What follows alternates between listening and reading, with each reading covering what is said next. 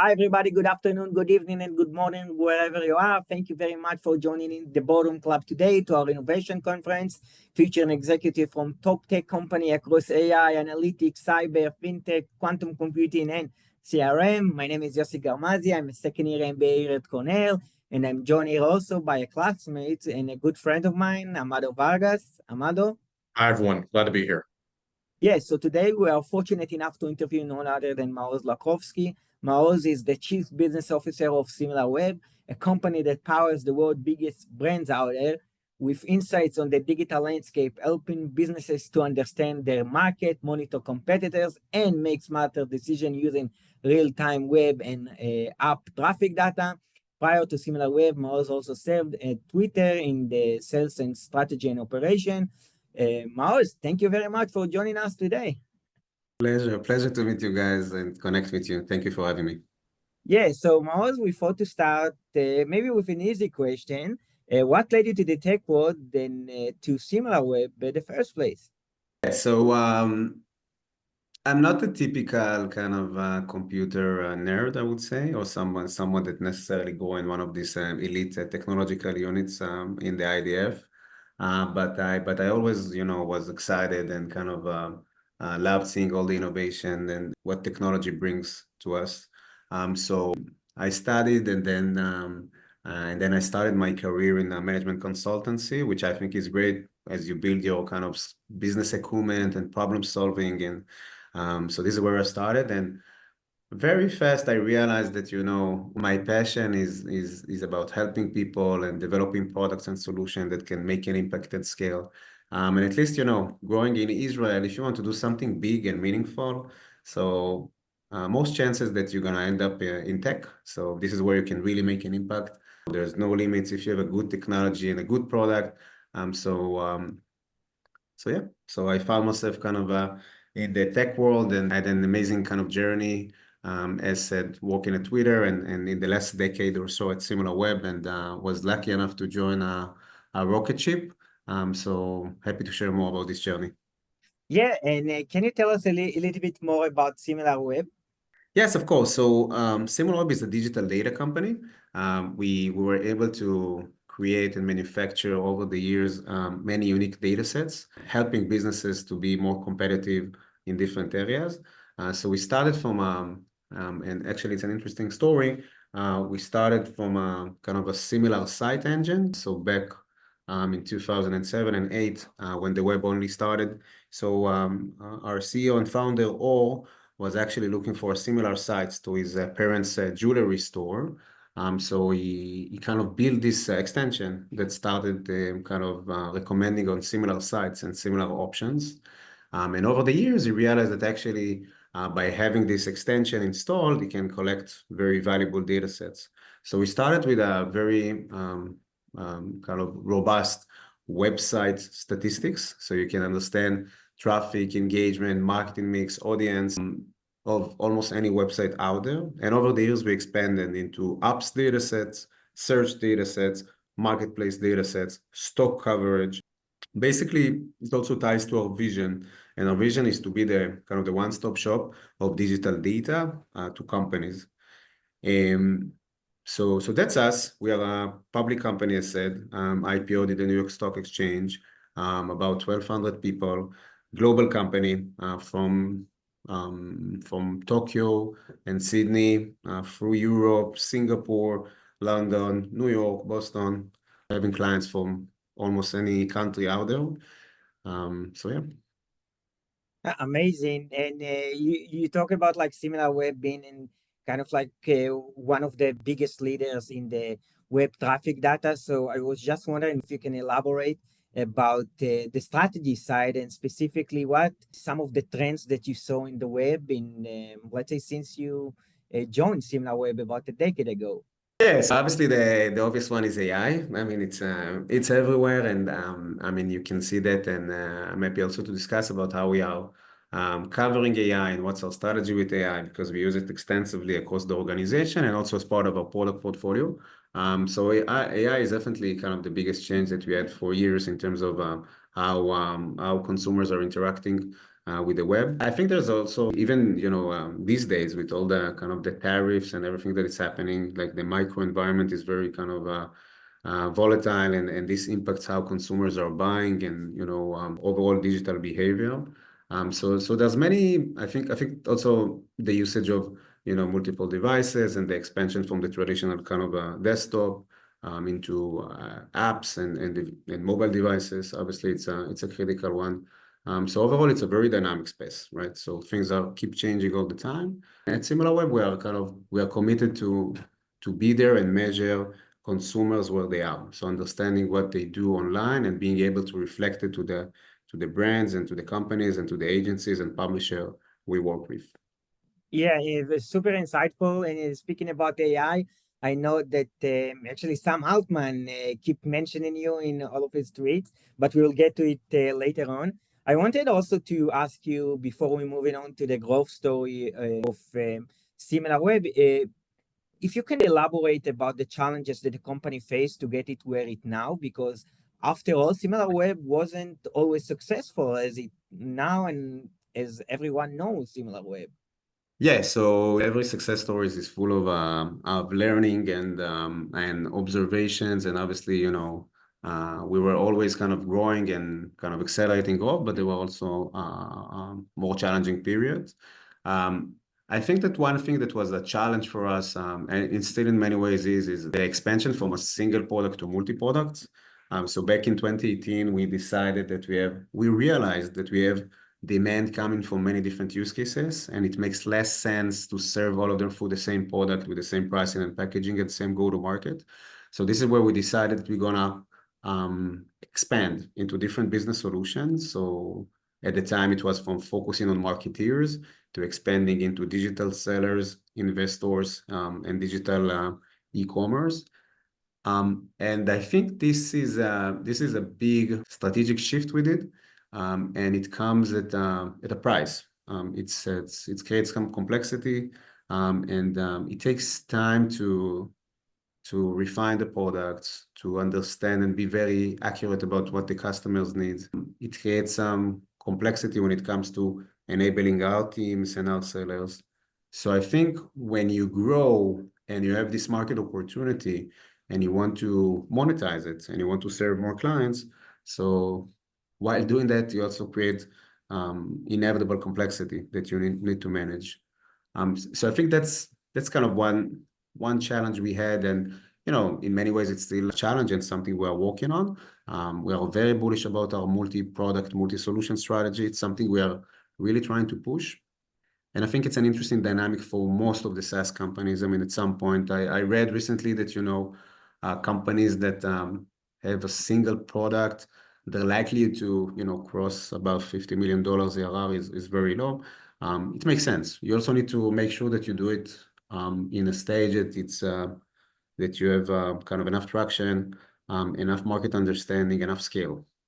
So I think this is one area. It is definitely kind of a challenge that still shape how we operate, that comes with a lot of opportunities.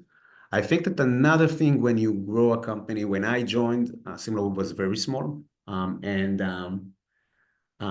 eventually as you add more people, which is great, you add more interfaces, you add more perspective, you add more kind of views, and it creates a lot of complexity. Eventually, the key with running a successful organization is to be able to share knowledge in an effective way, and create this common understanding. And the key here is to make sure that the expertise that you have is disseminating, because eventually you have some people that tend to know more than others. And the key is how do you enable the masses or most of the team to a level that will be good enough to be helpful and to help our clients. And obviously it becomes even more challenging when you think about different regions, different cultures, different time zones, and working remote, right? We didn't mention this, which is also definitely not an easy task. So this scaling in the organization, which is very much a necessity in order to grow, maybe less so now with the AI revolution, but at least in the last decade, I think it creates a lot of complexity when it comes to holding and disseminating and making sure that you're still owning and the expertise. Yeah, super insightful. And you talk about like being from a single product to multi-layer product, and it's taken me actually to the next question, which is about managing a global team, because you manage a team from Israel to EMEA, US, Japan, and Australia. So if I missed one region, but what is your biggest advice for managing such a large team across different continents while still managing cohesion and delivering results? Because after all, your growth has been accelerating for the last 3 consecutive quarters. As a leader, you need to be able to listen. I think it's very important. Eventually, you have many of your teams that are engaging more with customers, and in order to really understand what the customers needs, you need to have this maturity to listen, which is not trivial. I think the second thing that comes to mind is being empathic and kind of try to really understand the the reasons and the triggers and the incentives and the drivers of different cultures. Eventually, we are all people, but sometimes the way we engage with our Japanese customers is probably it is very different than the way we engage with our Brazilian partners, right? So you have to keep that in mind. You need to kind of think, on behalf of the person you're trying to motivate and drive, and think what's their kind of set of values and drivers. I think you have to be a kind of a strong and very confident leader, being able to listen, being able to absorb, and most of all being aware that different people have different perceptions, and you need to be mindful of that. Yeah. And moving on to specifically the growth story of Similarweb, just like in general, how do you scale so fast while still keep being innovative from your perspective? Yeah, it's a good question. It also ties to what I just said before about the kind of the managing the expertise. And so I think that what we try to do, we try to like on a tactical kind of practical level, we're trying to have a task force that are usually assigned to innovation. It's obviously not an open do what you want without context type of innovation, but it's always geared to a specific area. I think AI obviously is very relevant in this regard, and we have kind of a task force that works on AI. And then the question is at what point do we keep it siloed to some extent, or make it kind of disseminate into the organization?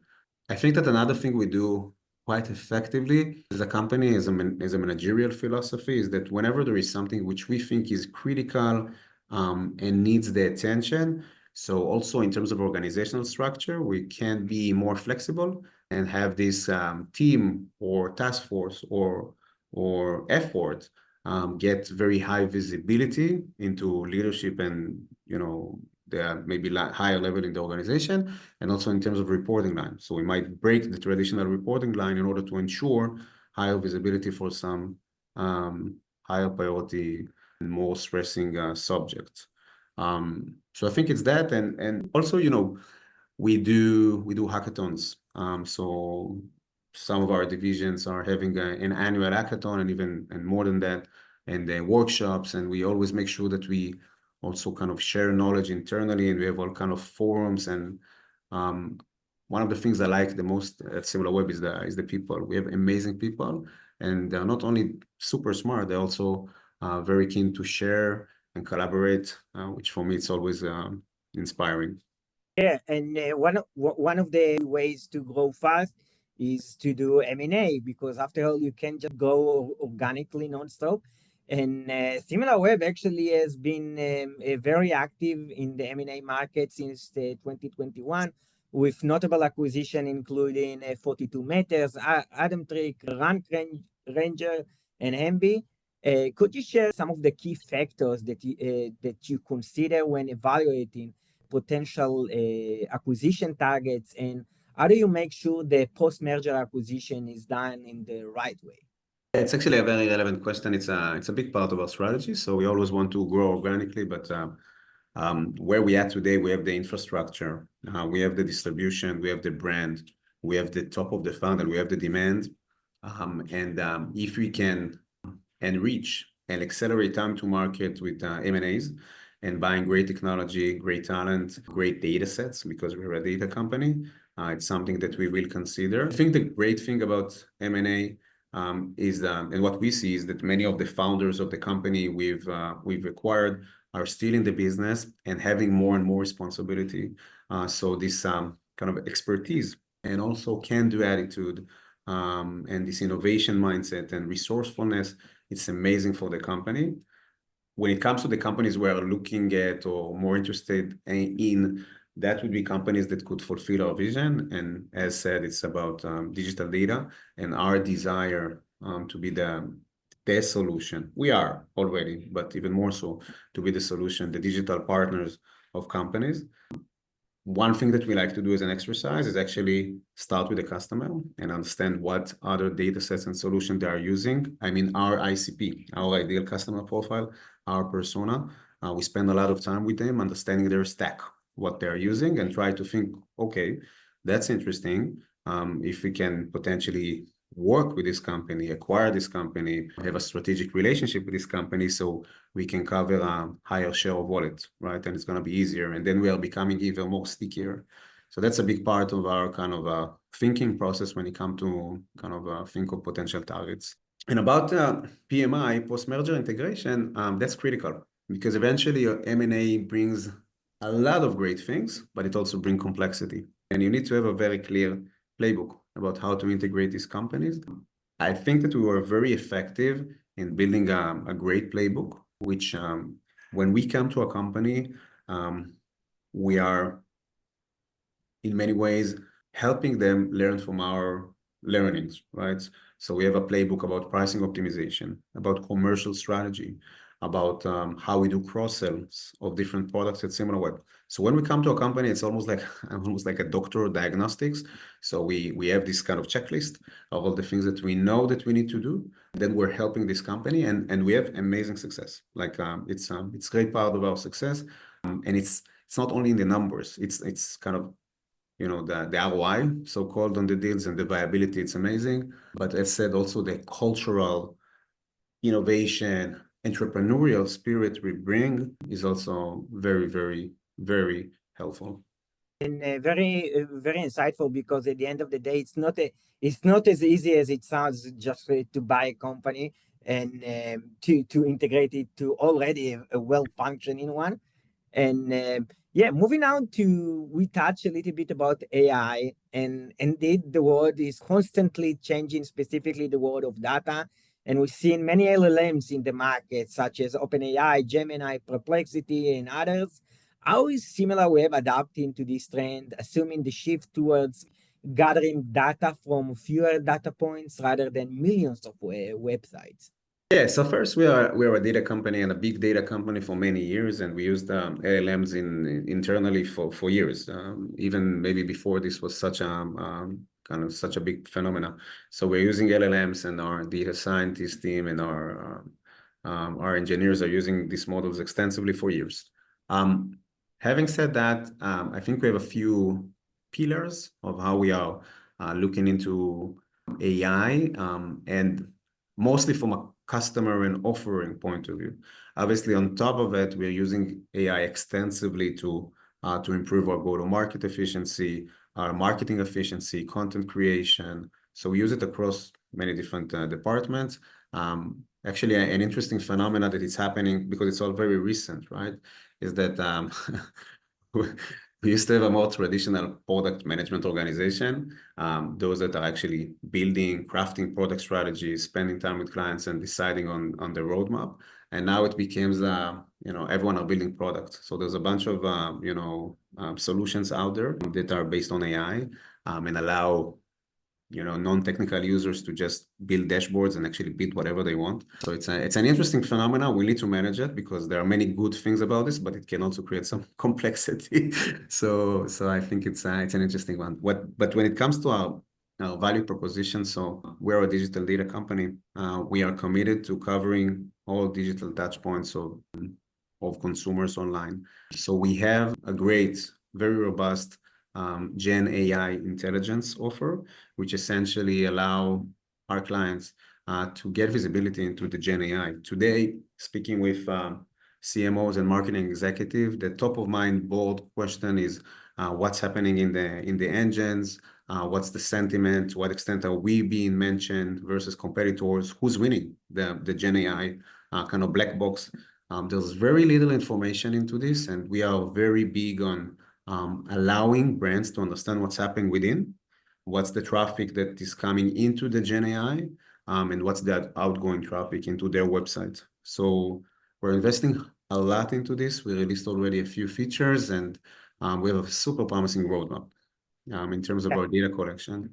So I think this is kind of one big pillar. Another super transformative pillar is AI agents. So we're working on a layer of agents that will allow us to allow our users actually to leverage our data sets and to engage with our data sets in a more seamless way. So that's a very big thing we are working on.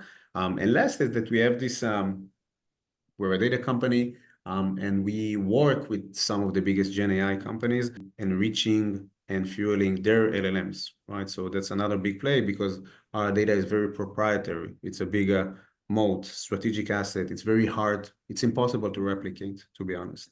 Us feeding this model, it's a great opportunity for us, also in the longer term. Yeah, and looking forward to see what it's going to be from a Similarweb product. Yeah, speaking of LLMs, one of your biggest fans actually of all of your products appear to be Sam Altman, as he frequently mentioned Similarweb in all of his tweets. And another guy that's familiar with Sam Altman that also mentioned you is Elon Musk. Yeah, I was just wondering maybe if you can say from the business standpoint, how does it impact the company in terms of recognition or something of that sort?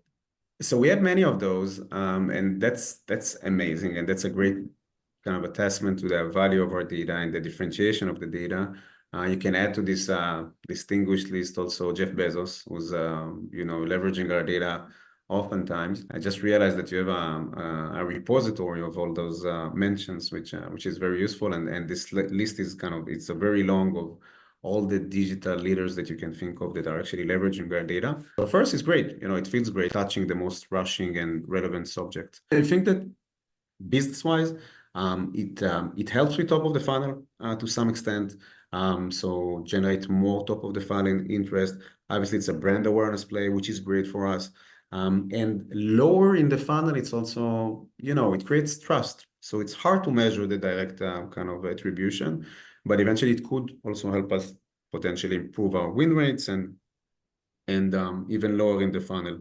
But it's mostly kind of a top of the funnel brand recognition, and it's also a great motivation, right, for the team, because eventually, it's easy to be in the day in, day out in the responsibilities and work and your KPIs, and when you see those things, it's like it's crazy. We're all happy sharing it in Slack and all our kind of communication channels, so it's awesome. I guess it is awesome to be mentioned with all of these greats and experts of the game. And yeah, Maoz, I have a bunch of other questions, but my classmates here and also a great PM, Amado Vargas, has a bunch of great questions for you.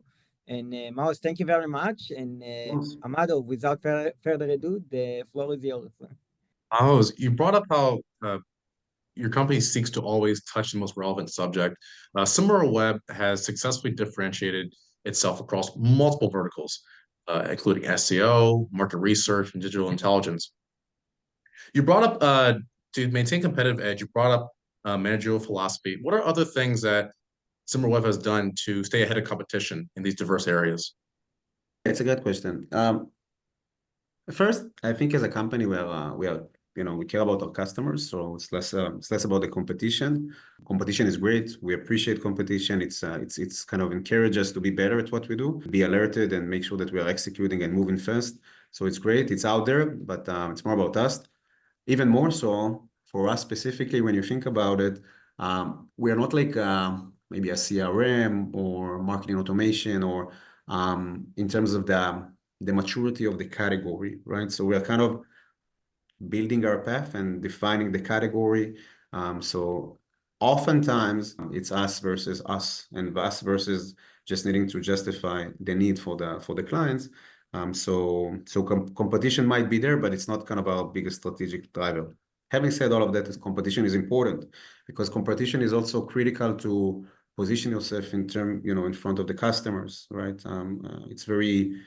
It's a human thing to try to create this comparison and benchmark. So it happens all the time, and it's important. So first, I think that it's very important for us when we think about competition to do this kind of self-reflection and understand what's our moats and what's our unique selling point, what's our USPs. And for us, it always ties to the data. The data and the great relationship we build with our clients. This is why we win.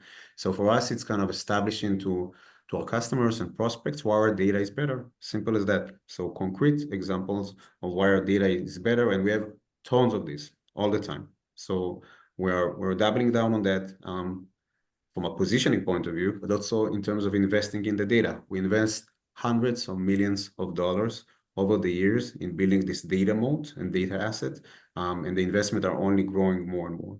So I think that's a critical point to establish. And yeah, I think it's it's something. There's also something about I think it's a software thing about how you work with your sellers. So Similarweb is unique. Well, we have a product-led kind of strategy, and maybe we can discuss about this. But we're also heavy on sales-led. So many of our sales, we have a large go-to-market sales account management SDR CS organization. And a lot of it is about celebrating wins and creating this bravado, this feeling of being part of a successful company and a better product and solution. And to be very honest with you, we are doing at least once a year a big employee survey, and all the times, I mean, things are changing year to year, to be honest, but consistently our employees believe that our products are better, differentiated, and more competitive than any of the alternative out there. So it really helps when the team really believe in that. It's great. It's a great message to the market, to the customers, to the prospects. Absolutely. And you just touched on having a unique selling point, a differentiated product. Mentally, looking at the impact of IPOs as an executive, a CBO, how has the mental transition been going from a private company to now an executive at a public company? Yeah, it's a journey, and it is different. I think that before the IPO, your brand is different, the credibility you get is different, the trust you get from the market, people are less familiar with you. It's a matter of size, and when we IPO, this obviously dramatically changed. So people know us, people know what we do. Not all, but most of the relevant buyers and audiences, they know us. So I think this is one kind of great thing. Another thing is obviously the discipline. When you're a private company, so if one quarter is not that successful, that's fine. I mean, you manage your expectations and your investors, but it's a different type of engagement versus the expectation you have from the public market. So definitely you need to have this discipline and being very and the planning capacity, right? You need to be able to plan very effectively. You need to think about the next quarter and the longer term. You need to give guidance to the street. So this is something that help you be more disciplined and think further also. You need to think not only about this quarter and how we're going to hit it and beat the expectation, but also later on. So it creates some structure and some processes that we have to pursue. And I think that other thing which is maybe less being discussed is about your positioning and messaging. So when you become a public company, your storytelling has to become more crisp, more concise, and because you're also having the public market and the public investors, and that's another audience, and you need to communicate with clarity, which is some things that you need to do, but less as a private company. So the communication, the messaging, it's becoming even more important. And overall, it's amazing. I mean, it's great to be a public company. It really, creates also a lot of pride for the employees, for the team. And I think eventually for us as professionals and leaders, it's all a journey and it's all experiences. And we're learning all the time. And it did, I think, elevate our professional and leadership capabilities in terms of planning, storytelling, structuring. So yeah, overall, it's different, but it's amazing in many, many different ways. Thank you. And now going into more of your journey as a business person, you completed an MBA at INSEAD. Was there a special lesson that you learned at business school or from a professor that impacted you on your journey to now being a CBO? Yeah, so indeed, I attended INSEAD about a little bit more than a decade ago, and it was amazing. The reason I decided to go to INSEAD is because of its international positioning, and I felt that it's a great opportunity to immerse with new cultures and new perspective, and I guess that's probably a similar experience for you guys, and that's I think a critical part of being a leader in today's, for sure in the technology sector, but in every sector, because eventually you engage with people, and even today, later, like in an hour, I'm gonna meet a colleague who is also a client, and I'm gonna kind of share with her some of the new releases and things that we are working on to get her input. So it's beautiful. And I think what's nice about INSEAD and something I've taken, so there was a specific class about design thinking and creativity, which for me was very, very unique. And it kind of helped me think differently about product development and concept development. It was extremely practical. So we had guys coming from Disney and from Singtel, and I was based in Singapore most of the year. And hearing about these dilemmas as an MBA from executives in the brands that you want to work in later on, and working with them in order to think about concepts and actually build kind of proof of concept and initial kind of models. That was great for me. I mean, this interaction with real business leader, and the practicality of the class, and there are all kind of methodologies and tips that I'm taking when I'm thinking about these things even until today. Thank you. And you also brought up earlier going to hackathons, having a creative playbook. For entrepreneurs, aspiring entrepreneurs, what is a mental strategy that you would recommend? So first, the biggest thing you need to understand is that entrepreneurship is not for everyone, and that's important. Not everyone should be an entrepreneur because of the things that you need to have, and the stamina that you need to have. I think resilience is the biggest thing that you have to have as a skill set as an entrepreneur. Even these days, you have to be hungry. You have to be very, very, very hungry. And I think that also thinking about the people at Similarweb that were the most successful over the years, right? So it's this hunger that you have to have in this, the understanding that every day is day one. Every day you start from scratch. Every day you need to challenge everything and ask those questions. So there's a lot of kind of things that you learn throughout this process, but you have to have this self-confidence and self-belief in order to really be successful.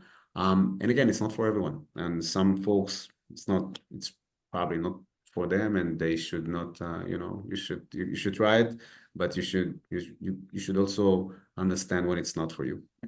On a quick note, lastly, outside of work, are there any special hobbies that you have? Many. I have 3 kids, which is a big hobby. But yeah, I like doing yoga. I love doing kite surf. It's a big hobby of mine, and I'm trying to do this as much as I can.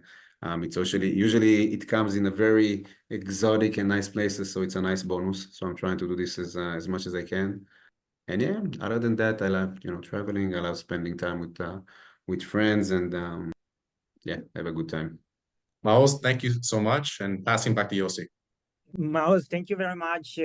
We are super grateful for having you join us today. We learned a lot, and I can tell you that kitesurfing is actually on my bucket list as well. I just been in Punta Cana with Amado, actually, and there was no any kitesurfing. Okay, so I'm going in September. How was it? What's it? I'm going in September. I'm going like in a few months to do. Really? You'll love it. It was really great. Yeah. The beach is amazing and really Yes. spectacular, like out of the movies. And Catalina Island was also nice to do some scuba diving there. Okay, I'm taking notes. Yeah, so You'll love Maoz, thank you very much again. We learned a lot, and for everybody else in the audience, stay tuned for our next few episodes. We're going to publish tomorrow Sierra, and then we have one of the co-founder and the CTO of Ireland. We had Wix, Nvidia, Zoom, Redis, and a bunch of other cool Israeli companies. So, Maoz, thank you very much. Thank you, guys. It was a pleasure. Thanks, Yossi. Thanks, Amado. Thank you.